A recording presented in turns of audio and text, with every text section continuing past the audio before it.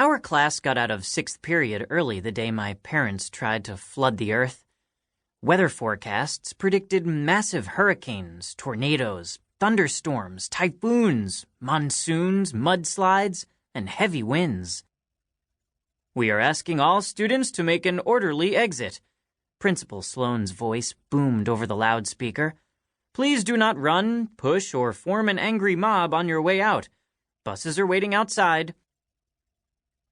My parents never actually came out and told me they were planning on flooding the world, but they'd dropped plenty of hints over the previous few weeks.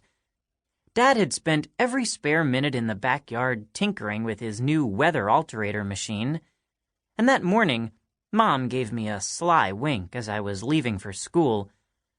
"You might want to take an umbrella with you," she said, smiling as if she knew something I didn't.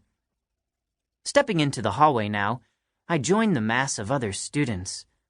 I listened to the rain and wind beating against the walls outside, the sound of hundreds of feet moving across the floor inside. Everyone seemed pretty calm, considering the world was about to end. The weather was chaotic. Wind lashed in every direction. Massive gray clouds swirled violently overhead. Bolts of lightning flashed across the sky. It looked like it was raining and snowing at the same time. "Weird weather, huh?" I turned and saw my best friend, Milton, standing behind me. Well, technically, he was my only friend. I'd known him for 2 years, ever since my parents and I had moved onto his street. Milton was tall and gangly, with arms and legs like sticks that had been loosely tied together. His sandy blonde hair always poked up in the back.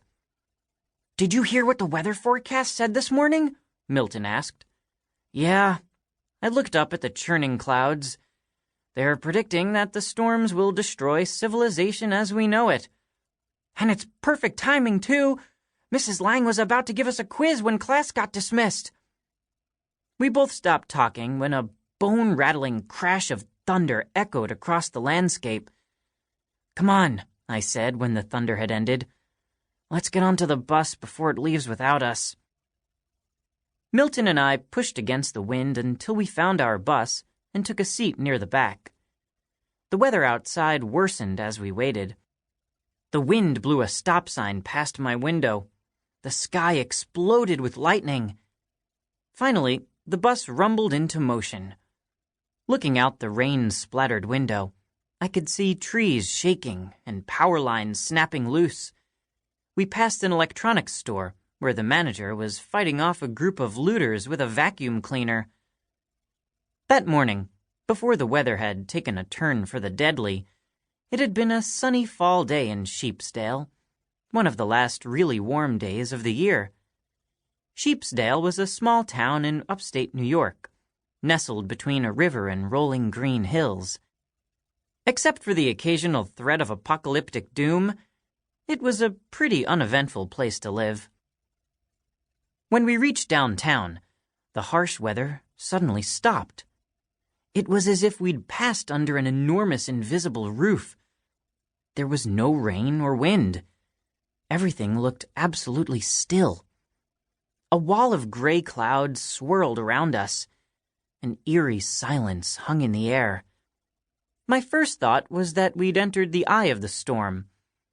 But then the bus lurched to a halt, and I realized what was going on. My parents were floating in the intersection. They were holding a press conference. It's embarrassing to run into your parents when you're with people from school, especially when your parents are about to destroy the planet. Mom was drifting 5 feet above the ground on her hover scooter, wearing her usual uniform, a green one-piece armor body shield and black eye mask. Dad was drifting beside her on his own hover scooter. He was dressed in a dark gray jumpsuit, with blood-red gloves and boots. He was wearing a pair of massive silver goggles. Dozens of reporters surrounded them, spilling out into the street with their cameras and microphones. Kids crowded to one side of the school bus, pressing their faces against the glass to get a better look. I can't hear anything, someone in the front yelled. Open a window! All at once, 20 windows rattled down. I ducked low, worried that my parents would notice me.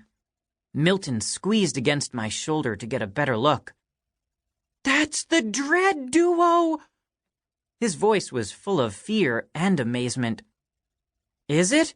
I asked, trying to sound like I wasn't sure who they were, like I hadn't just eaten breakfast with the Dread Duo 7 hours earlier. There's the botanist! Milton pointed at my mom.